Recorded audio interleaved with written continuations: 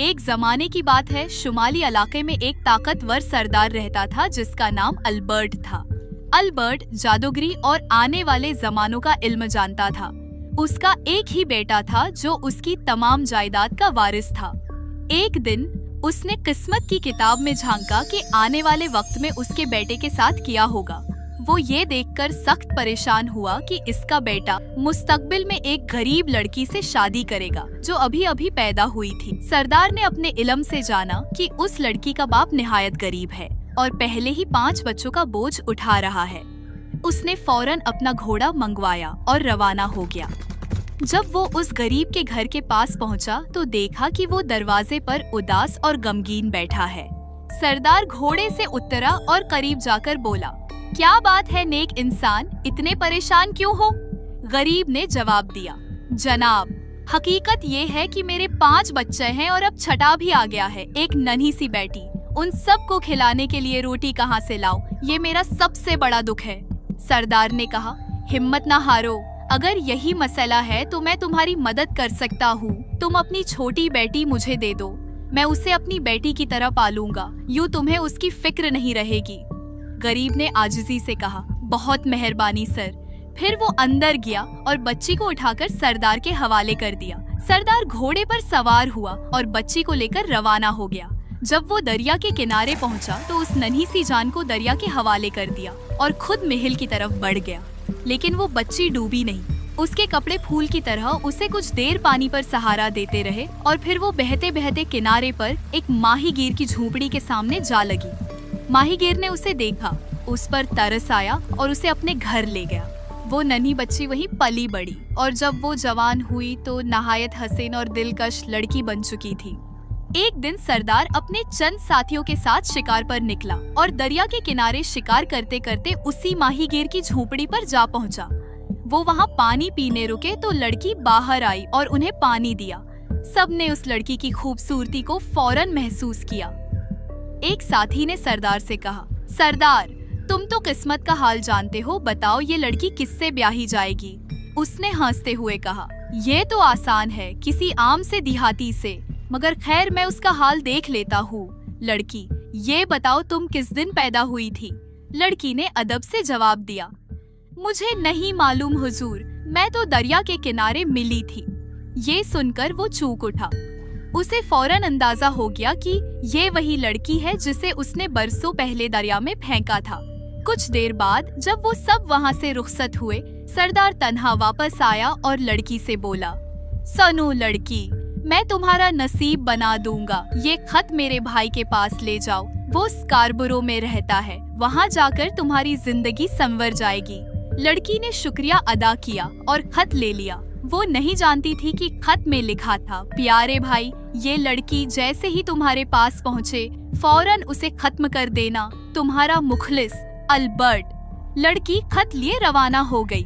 रास्ते में वो एक सिराय पर रुकी ताकि रात गुजार सके, मगर इसी रात डाकुओं का एक गरवा सिरे पर टूट पड़ा। उन्होंने उस लड़की की तलाशी ली। लड़की के पास कुछ न था सिवाय उस खत के। उन्होंने खत खोला, पढ़ा और सख्त अफसोस किया। डाकुओं के सरदार ने कलम और कागज लिया और नया खत लिखा, प्यारे भाई, ये लड़की जैसे ही तुम्हारे पास पहुँचे फौरन इसे मेरे बेटे से ब्याह देना, तुम्हारा मुखलिस अल्बर्ट। ये खत लड़की को देकर उन्होंने कहा, जाओ अपनी राह लो। लड़की अगले दिन स्कारबरू पहुंची और सरदार के भाई, एक शरीफ और नेकदिल नाइट के सामने खत पेश किया। इस वक्त सरदार का बेटा भी वही मुकीम था। नाइट ने खत पढ़ा और फौरन शादी की तैयारी का हुक्म दे दिया और यूं उसी दिन वो हसीन लड़की सरदार के बेटे से ब्याह दी गई। कुछ ही दिनों बाद सरदार अल्बर्ट खुद अपने भाई के किले में आया और जब उसने देखा कि जिस चीज को रोकने के लिए उसने चालें चली थी वो बात हकीकत बन चुकी है, यानी उसका बेटा उसी लड़की से ब्याह दिया गया है, तो वो गुस्से से भड़क उठा। लेकिन अल्बर्ट हार मानने वाला कहाँ था। वो लड़की को बहाने से सैर के लिए किले के करीब ऊंची चट्टानों की तरफ ले गया। जब वो दोनों अकेले रह गए तो अल्बर्ट ने अचानक उसके बाजू पकड़ लिए और चाहा कि उसे चट्टान से नीचे समंदर में धकेल दे। गरीब लड़की खौफ से कांपने लगी और अपनी जान की भीख मांगी। मैंने कुछ भी नहीं किया, आप मुझे माफ कर दे, मैं वही करूंगी जो आप कहेंगे। ना आपको और ना आपके बेटे को कभी दिखाई दूंगी जब तक कि आप खुद न चाहें।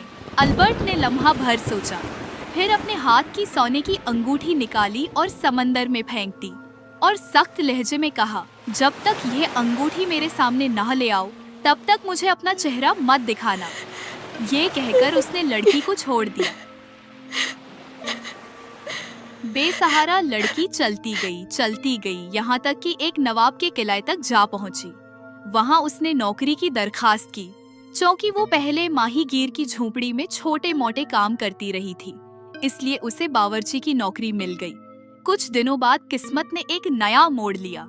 एक दिन किले में मेहमान आए और ये मेहमान कोई और नहीं बल्कि सरदार अल्बर्ट, उसका भाई और उसका बेटा थे। लड़की के कदम डगमगाने लगे।